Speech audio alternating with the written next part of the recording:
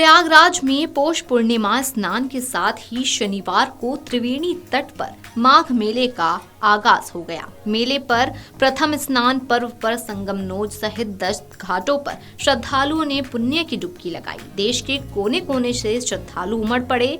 इसी के साथ साधु संतों, तीर्थ पुरोहितों के शिविरों में कल्पवासी जप तप ध्यान में जुट गए।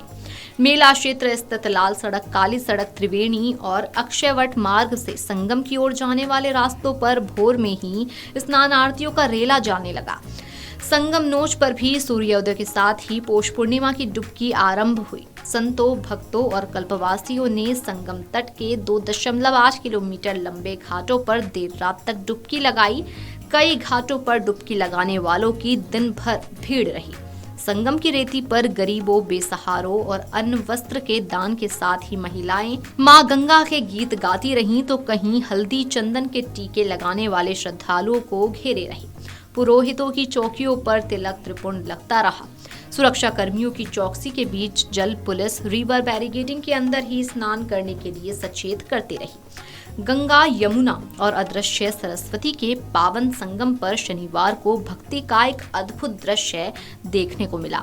44 दिवसीय माघ मेले के पहले दिन पौष पूर्णिमा स्नान पर्व पर श्रद्धालु उमड़ पड़े। देश के कोने कोने से आए संत, कल्पवासी और श्रद्धालु संगम की ओर बढ़ते नजर आए। शरीर पर शोल, अलग अलग वेशभूषा और चेहरे पर श्रद्धा की चमक आस्था की गवाही दे रही थी। कड़ाके की सर्दी भी श्रद्धालुओं के उत्साह को नहीं हिला पाई। परिवार, गांव वालों और रिश्तेदारों के साथ श्रद्धालु पैदल ही संगम की ओर बढ़ते रहे। जैसे ही श्रद्धालुओं ने संगम में डुबकी लगाई तो उनके चेहरे पर थकान की जगह सुकून और आनंद साफ झलक उठा। भक्ति के इसी रंग में डूबे हजारों श्रद्धालु ठंड की परवाह किए बिना संगम में डुबकी लगाते रहे। प्रशासन के अनुसार लाखों श्रद्धालु और कल्पवासी मेला क्षेत्र में पहुंचे। त्रिवेणी संगम पर दुग्धाभिषेक के साथ ही गंगा, यमुना, सरस्वती के नाम पर दीपदान कर श्रद्धालु फोटो खींचते रहे।